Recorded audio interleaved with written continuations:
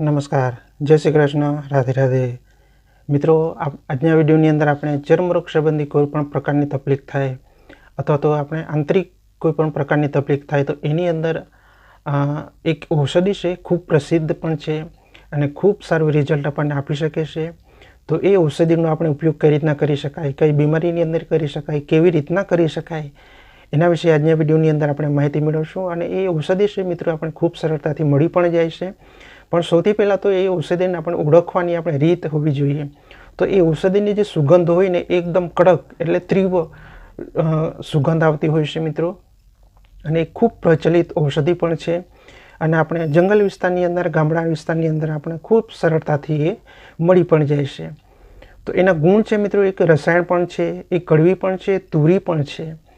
તો એ જે ઔષધિ છે મિત્રો એ ચર્મરોગ સંબંધી કોઈ પણ પ્રકારની તકલીફ થતી હોય, માની લો કે તમને ખંજવાળ આવતી હોય, ખરજવું થતું હોય, ચામડી લાલ થઈ જતી હોય, ચામડી પર નાની નાની ફૂલ્લીઓ થતી હોય, અથવા તો તમારા શરીર પર કોઈ પણ પ્રકારે તમને સફેદ કોઢનો પ્રોબ્લેમ થતો હોય, એની અંદર પણ ખૂબ સારું રિઝલ્ટ આપી શકે છે. તો સૌથી પહેલા નંબરે એ કામ કરે છે કે મિત્રો ચર્મરોગ સંબંધી તકલીફ દૂર થશે. એની સાથે ચર્મરોગ સંબંધી તકલીફની અંદર સૌથી અગત્યનો પ્રોબ્લેમ એ છે કે સફેદ કોઢ.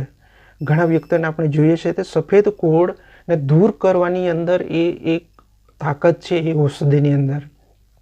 અને બીજા નંબરે છે મિત્રો આપણે પેટની અંદર કોઈ પણ પ્રકારની તકલીફ થાય અથવા તો પેટની અંદર કોઈક ને કોઈક અંશે આપણે ઇન્ફેક્શન થાય, લોહીની અંદર ઇન્ફેક્શન થાય, તો એની અંદર પણ એનો આપણે ઉપયોગ કરી શકીએ. બરાબર છે. તો આજના વિડીયોની અંદર આપણે એ જ માહિતી મેળવશું.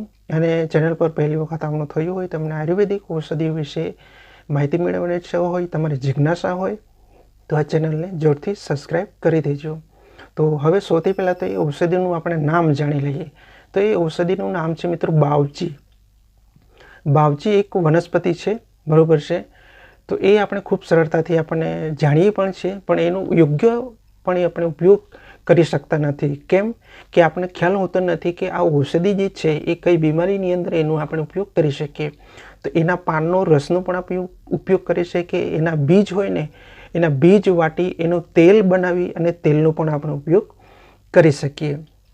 તો સૌથી પહેલાં તો આપણે સફેદ કોઢ દૂર કરવામાં એક ખૂબ પ્રસિદ્ધ એક ઔષધિ છે મિત્રો. જો મિત્રો તમને સફેદ કોઢની સમસ્યા થતી હોય તો એની સાથે કદાચ ને કોઈક અંશે આપણે પોતાની ભૂલને કારણે આપણા શરીર પર સફેદ કોઢની શરૂઆત થઈ ચૂકી છે. તો એની પાછળનું મુખ્ય એક રીઝન હું તમને બતાવું છું કે આપણે વિરુદ્ધ આહાર, બરાબર છે, વિરુદ્ધ આહારનું જો આપણે ભૂલથી જો સેવન કરશું તો એ સમય જતાં આપણી ચામડી પર એનો પ્રભાવ, એના લક્ષણો આપણને જોવા મળી શકશે. એ સૌથી અગત્યનો પોઈન્ટ એ જ છે કે આપણે ભૂલને કારણે આપણે ખ્યાલ હોતો નથી કે વિરુદ્ધ આહાર જે છે એ લેવાથી આપણા શરીરની અંદર એનું પાચન તો થઈ જશે મિત્રો, પણ એ સમય જતાં ધીરે ધીરે કરીને આપણા બોડી ઉપર એની નિશાનીઓ આપણને જોવા મળી શકે.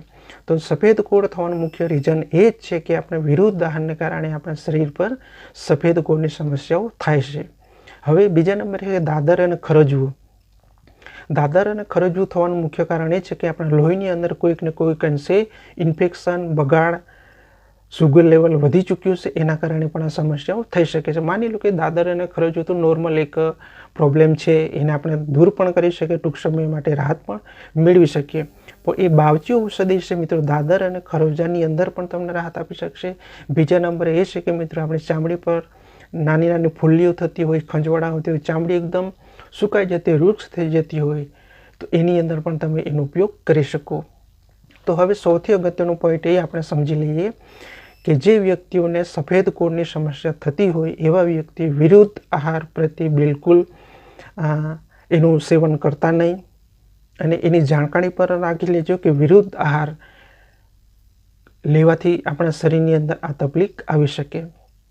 તો હવે એનો ઈલાજ આપણે કઈ રીતના કરી શકીએ, આ બાવચી ઔષધિ દ્વારા સફેદ કોઢને આપણે કઈ રીતના દૂર કરી શકીએ. તો એની અંદર સૌથી અગત્યનો પોઈન્ટ એ છે કે બાવચી ઔષધિના બીજ આપણે વાટી દેવાના, બરાબર છે.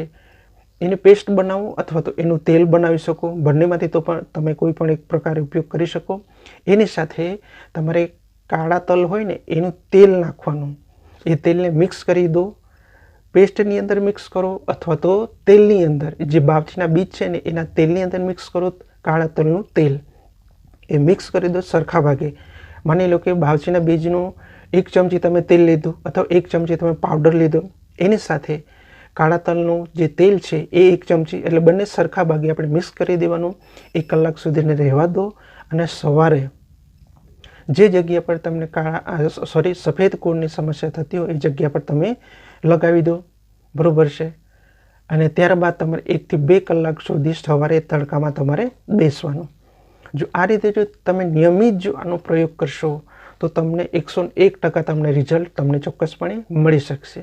હવે બીજા નંબર એ છે કે તમને દાદર અને ખરજવાની સમસ્યા થતી હોય તો એવા સંજોગોની અંદર તમારે આ બાવચીના જે છોડ છે એના પાનનો રસ તમે લગાવી શકો, બરાબર છે. એની સાથે તલનું તેલ પણ તમે એડ કરી અને તમે ખરજવું, દાદરની જે સમસ્યા થતી હોય, ચામડી પર કોઈ પણ પ્રકારની તકલીફ થતી હોય એની અંદર તમને રાહત મળી શકશે.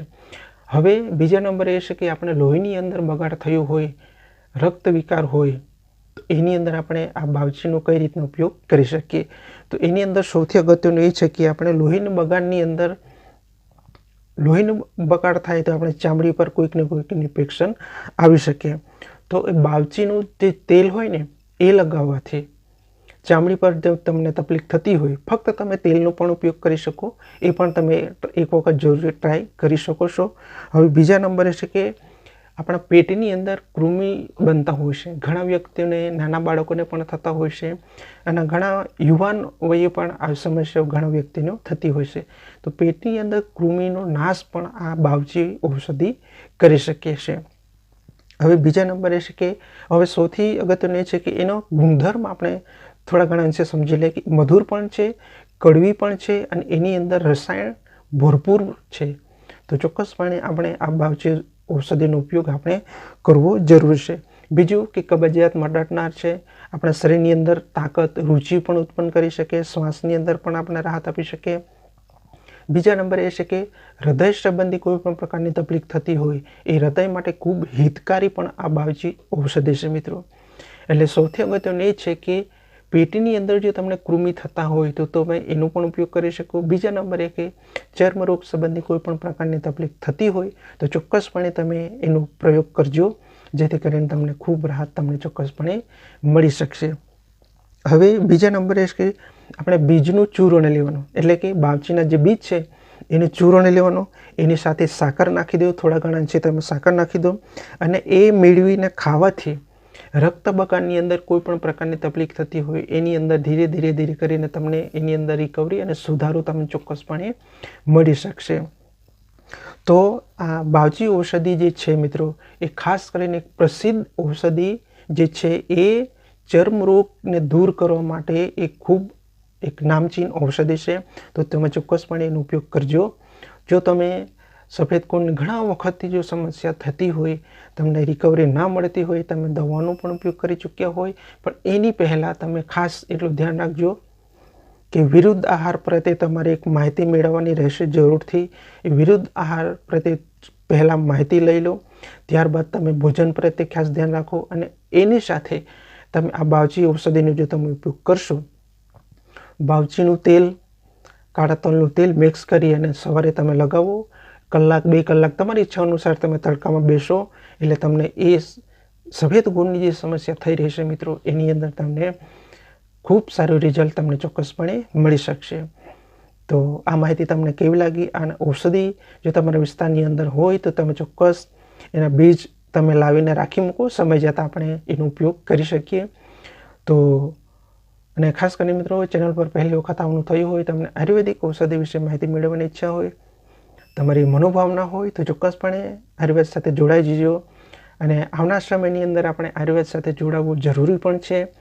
તો મળી કોઈ નવા વિડીયો સાથે, નવા ટોપિક સાથે. ત્યાં સુધી ખાસ તમારું ધ્યાન રાખજો.